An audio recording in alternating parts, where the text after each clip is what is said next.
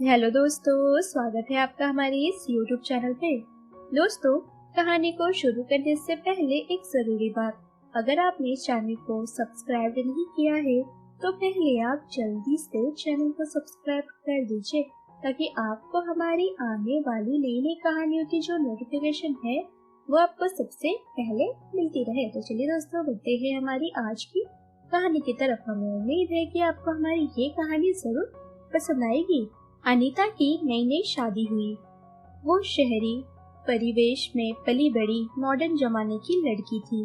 उसे अपने साथ काम करने वाले संतोष से प्यार हो गया। संतोष के घर वाले गांव में ही रहते थे।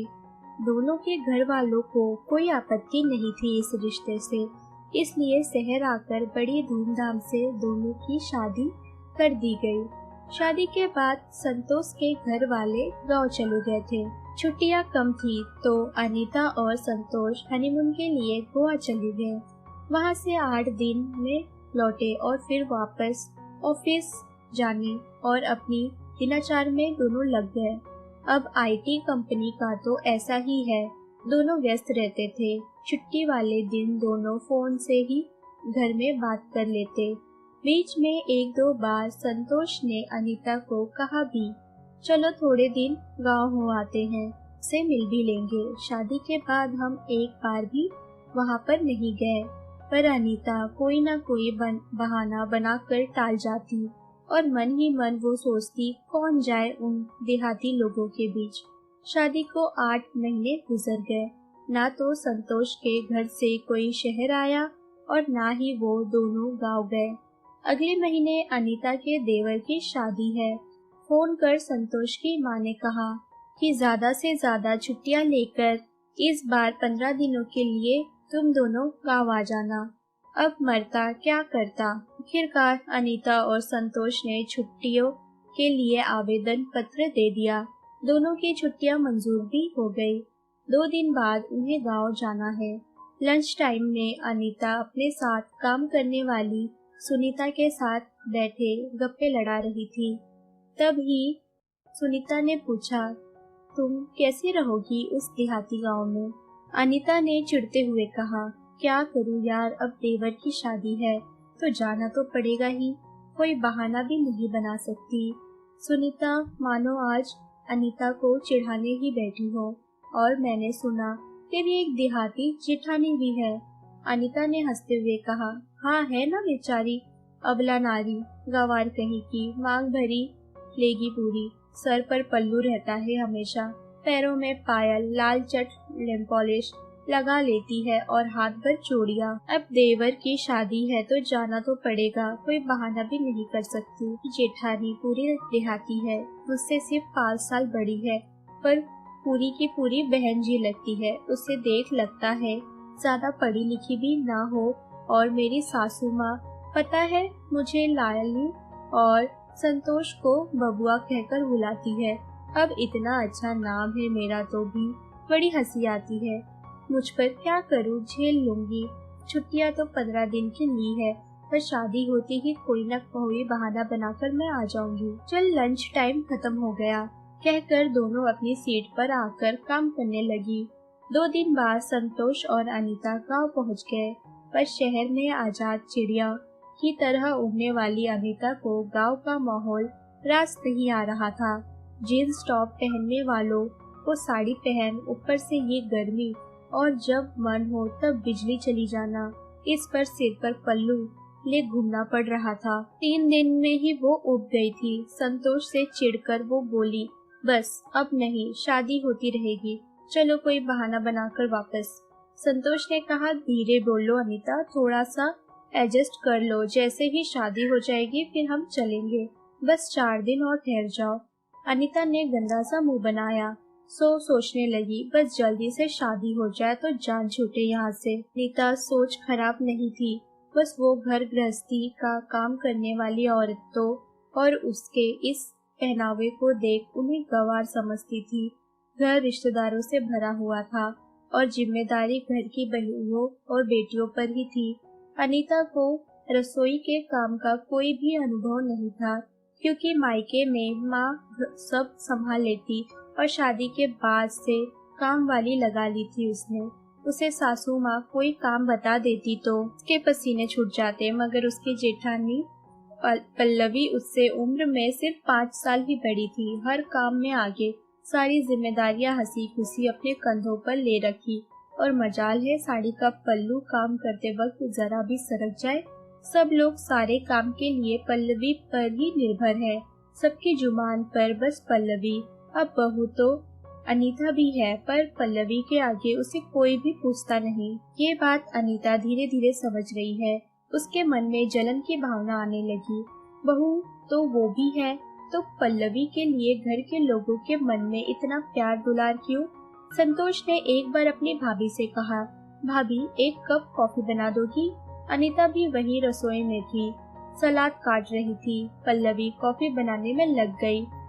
अनीता कमरे में चिढ़ते हुए गई और संतोष से बोली, तुम मुझे नहीं बोल सकते थे? संतोष सकपका गया और बोला, मैंने सोचा तुम खाना कैसे बनाओगी, भाभी को तो आदत है। अनीता ने गुस्से में कहा, तुम क्या मुझे बेवकूफ समझते हो? अनीता समझ गई थी कि पल्लवी घर में सबकी लाडली बहू है। घर और परिवार के सभी लोग उसे ही पूछते हैं। इस घर में उसकी जगह एक मेहमान जैसी ही है। बस उसे कोई काम करना आए या नहीं, पर जल्दबाजी में कोई ना कोई गड़बड़ तो वो कर ही देती है और खुद पर ही चिढ़ जाती है और खुद ही सोचती है ये चूल्हा चौका इन देहाती गंवार औरतों को ही शोभा देता है। एक बार मेरी तरह नौकरी कर पैसा कमा कर तो दिखाए, खुद को तसल्ली दे, खुद पर गुमान करती। शादी निपट गई। अगले दिन जल्दबाजी में अनीता के हाथ से तेल का डिब्बा गिर गया। जोर से रसोई में से आवाज सुन पल्लवी दौड़कर आई। ध्यान में लेने से के कारण पैर तेल पर पड़ा और वो फिसल गई और पैर में उसके मोच आ गई और सूजन भी। उसे डॉक्टर ने आराम करने को बोल दिया था। अब शहर जाने का प्लान 2 दिन बाद का हो गया। अब घर के लोग और कुछ करीबी रिश्तेदार ही थे। रोज खाने में संतोष की बुआ की फरमाइशें आ जाती थी। अनीता को तो वैसे कुछ बनाना नहीं आता था। उसकी ननद और पल्लवी चौके में बैठ उसे थोड़ा बहुत बताती। बुआ जी 1-2 बार उसे ताने भी मार चुकी थी कि कैसा बेस्वाद खाना बनाती है। जब भी बुआ जी ने ऐसा कहा, पल्लवी ने हर बार अनीता की तरफदारी करते हुए कहा, बुआ जी नहीं है, सीख जाएगी, वैसे भी वो नौकरी करती है, उसे समय कहाँ मिलता है। सासू माँ भी उसकी तरफदारी करती है, उसे कभी बुरा भला नहीं कहती। शाम को फूफा जी ने पकौड़े खाने की फरमाइश कर दी। अब अनीता को आते नहीं और अनीता को कोई भी काम की आदत नहीं, इसलिए समय भी लगता है। पल्लवी चुपके से रसोई में आई और बैठ के पकौड़े बनाने में अनीता की वो मदद करने लगी। ये देख अनीता ने सोचा वो कितनी अच्छी है। धीरे धीरे उसका मन पिघल रहा था। वो पल्लवी से घुलने मिलने लगी। अब गांव से जाने में 1 ही दिन बाकी था। घर के लोग थे, नई देवरानी संग बैठ सब बातें कर रहे थे। तभी संतोष पुराने एल्बम लेकर आया। सब तस्वीर देखने लगे। एक तस्वीर में पल्लवी कंप्यूटर के सामने बैठी थी। उसे देख अनीता ने पूछा, भाभी आपको कंप्यूटर का ज्ञान है? तभी संतोष बोल पड़ा, अरे तुम जानती नहीं, भाभी कंप्यूटर क्लास और इंग्लिश क्लास में पढ़ाने जाती थी। उन्होंने इंजीनियरिंग की है। वो तो माँ की जब से तबीयत खराब हुई और गोलू का जन्म हुआ तब से भाभी ने नौकरी छोड़ दी। नहीं तो भाभी तो मुझसे भी अच्छी इंग्लिश बोल लेती है। उन्होंने सच में बहुत त्याग किए और हमेशा परिवार को महत्व दिया है। अनीता ये जानकर बड़ी हैरान हो गई। इतनी पढ़ी लिखी होकर जरा भी घमंड नहीं और घर गृहस्थी के हर काम में आगे, किसी भी काम को वो छोटा नहीं समझती। अनीता को अपनी सोच पर तरस आने लगा। उसने अब तक मॉडर्न कपड़े और रहन सहन को ही शिक्षा का पैमान माना। अगले दिन वो गांव के पास से ही प्रसिद्ध मंदिर गए। वहाँ कुछ विदेशी लोग भी आए हुए थे। उन्होंने पल्लवी से इस मंदिर के बारे में कुछ पूछा। पल्लवी ने बड़ी ही सरलता से इंग्लिश में उन्हें सब कुछ बताया। ये सब देख अनीता को पल्लवी पर बड़ा ही गर्व हुआ।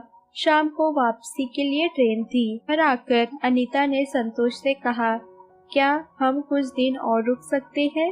संतोष ने हैरानी से देखते हुए कहा, हाँ छुट्टियाँ अभी बाकी है, पर तुम यहाँ रहना चाहती हो? अनीता ने कहा, हाँ मैं पल्लवी भाभी से बहुत कुछ सीखना चाहती हूँ और सबके साथ समय बिताना चाहती हूँ। संतोष ने अनीता को चिढ़ाते हुए कहा, हाँ अच्छा है, सीख जाओ, कम से कम अब जला हुआ खाना तो नहीं खाना पड़ेगा। अनीता ने संतोष का कान पकड़ते हुए कहा, अच्छा मैं इतना खराब खाना भी नहीं बनाती, और दोनों हंसने लगते हैं। अनीता को अब देहाती ससुराल बहुत अच्छा लगने लगा था, क्योंकि वहाँ बहुत प्यार और अपनापन था। तो दोस्तों, ये थी हमारी आज की कहानी। अगर आपको हमारी ये कहानी पसंद आई हो तो कहानी को लाइक और शेयर करना ना भूले दोस्तों, अगर अभी भी आपने चैनल को सब्सक्राइब नहीं किया है तो पहले आप जल्दी से चैनल को सब्सक्राइब कर दीजिए, ताकि आपको हमारी आने वाली नई कहानियों की जो नोटिफिकेशन है वो आपको सबसे पहले मिलती रहे। तो चलिए दोस्तों, हम फिर मिलेंगे अपनी एक और नई कहानी के